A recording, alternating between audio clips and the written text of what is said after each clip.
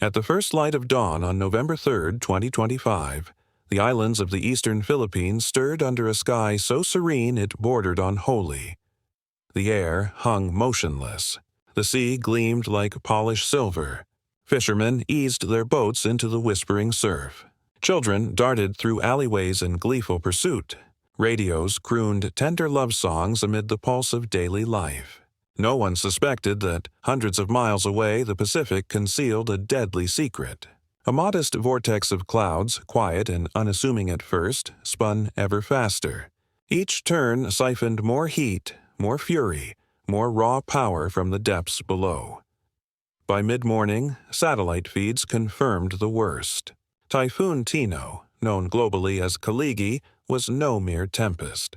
It was nature's relentless engine, gorging on 84 Grewers waters, fueled by heat and anarchy. In mere hours, it exploded from tropical storm to Category 3 monster. Pagasa, the Philippines Weather Authority, blared the alert. Warnings crackled over airwaves.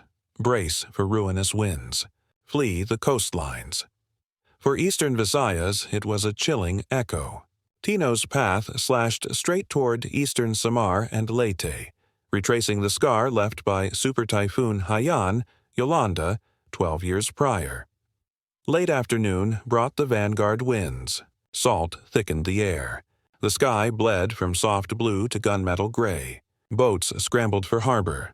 Markets shuddered. Church bells tolled not for worship but for peril. As the final rays bled out over the Pacific, thunder growled like artillery on the horizon. Families crouched in dim rooms, clutching candles and radios, catching the announcer's final words before static swallowed the signal.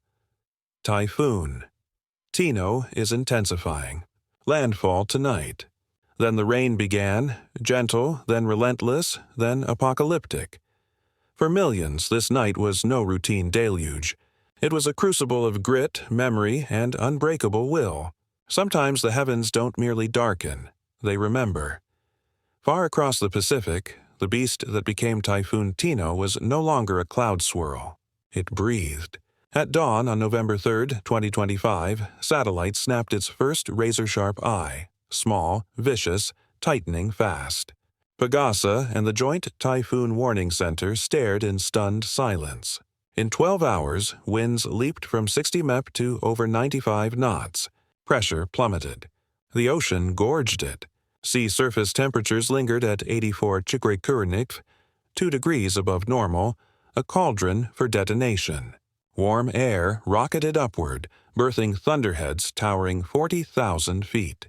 By 2 p.m., the center lurked 145 miles east-southeast of Guiuan, eastern Samar, charging west at 20 millibars. Winds blasted past to 100 millituader, gusting to 120. The storm ballooned hundreds of miles wide, sucking moisture from half the Pacific. Radar painted outer rain bands lashing Mindanao, soaking towns hours early. Alarms screamed. Signal 3 hoisted over eastern Visayas, destructive winds in 18 hours. Officials ordered mass evacuations. Fishermen dragged boats ashore, lashed them with rope thick as arms. Power crews killed grids to stop electrical infernos. In villages, families hammered plywood over windows, stockpiled candles, flashlights, food. Late afternoon delivered the first savage gusts, uneven, dust-churning exhales that emptied streets. Birds vanished.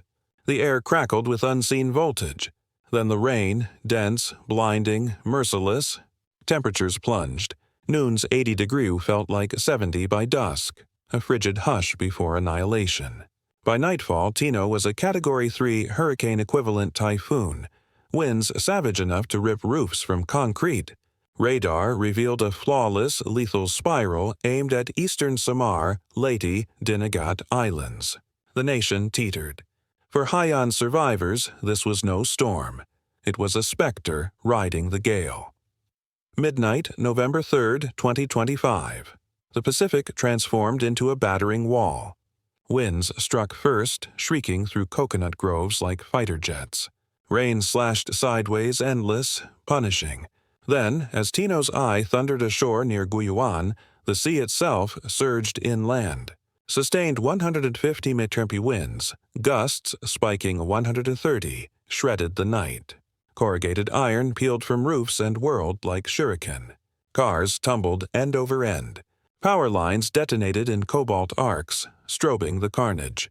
Residents cowered in blackness, hearing their homes moan as if the sky were caving in. Tacloban relived the apocalypse. The city flattened by Haiyan 12 years ago drowned again under a 3-foot storm surge that swallowed land in under an hour. The rebuilt Tacloban-Palo Road vanished beneath churning foam and wreckage. Holdouts scrambled to rooftops, clutching flashlights and family photos, begging the gale not to rip their shelters apart. In Surigao del Norte, waves taller than trucks hammered seawalls, devoured highways. Boats soared like toys, crashing into palm thickets. On Surigao, surfing paradise, hotels collapsed into skeletal husks, walls pulverized. Locals called it an earthquake forged of wind. At 2 a.m., the eye slid overhead. 10 ghostly minutes. Rain ceased, winds died, silence fell. People crept out under a moon veiled in gauze. It tasted like victory. Then the backside hit. Colder, crueler, deadlier. Windows exploded inward. Walls buckled. Houses skidded off foundations into the deluge. Dawn revealed eastern Visayas transformed. Bridges erased. Cell towers twisted like pretzels. Over 75,000 plunged into darkness. Roads became rapids. Fields became seas.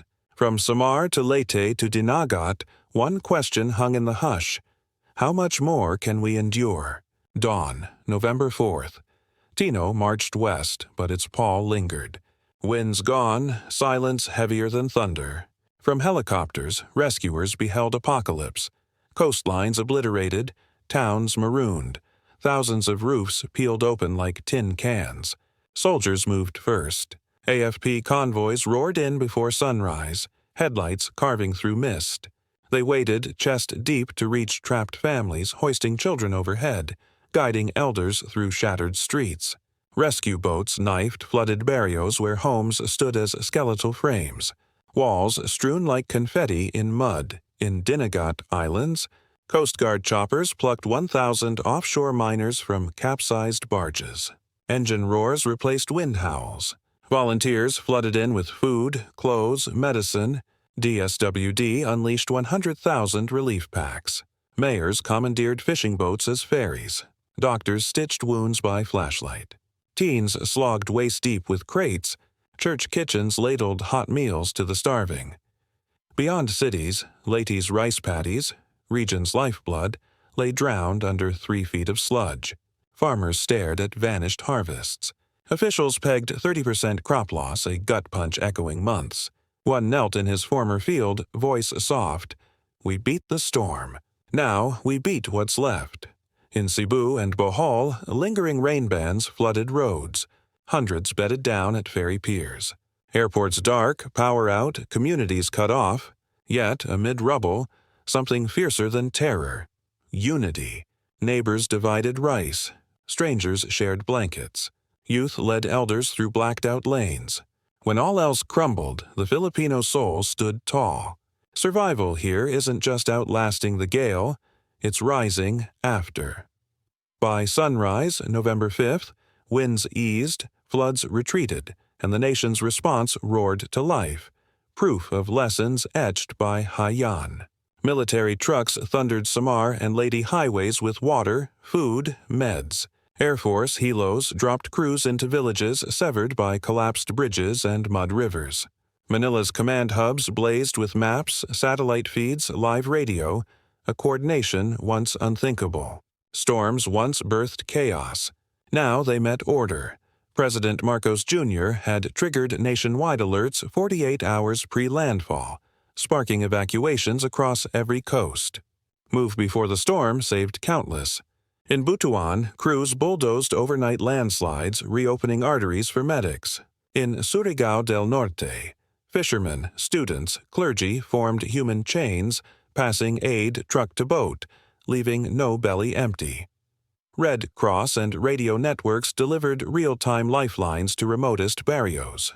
Imperfect, disasters never are, but transformed. 2013's agony forged 2025's shield. For the first time in years, a major typhoon struck and the Philippines held. Not because Tino showed mercy, but because people were ready. From Tacloban streets to Samar's floodplains, resilience was now muscle memory. Neighbors fought like troops. Troops cared like kin. When winds fell silent, chaos yielded to resolve. To scientists, Tino was siren. To Filipinos, trial. To the world, mirror. What ravaged those islands isn't isolated tragedy, it's preview. Nature ignores borders, politics, wealth. Warming seas birth fiercer tempests everywhere. Americans may see Tino as distant news. Look harder. It's Miami, New Orleans, Houston, San Diego, every shore where tides creep higher. Same forces fueling Tino now hammer our coasts. Yet beyond dread gleams hope. In rebuilders rising from nothing, volunteers rowing aid to strangers, scientists and storytellers battling normalization. Awareness sparks change. Change is our bulwark against the next wave. So, as these stories break, like this video if the world must hear, share with anyone who thinks climate is future tense. Subscribe for raw tales of survival, valor, truth. Every storm leaves more than rubble. It leaves choice, ignore, or evolve. The question whispering tonight isn't just for the Philippines. It's universal. How many warnings before we finally act?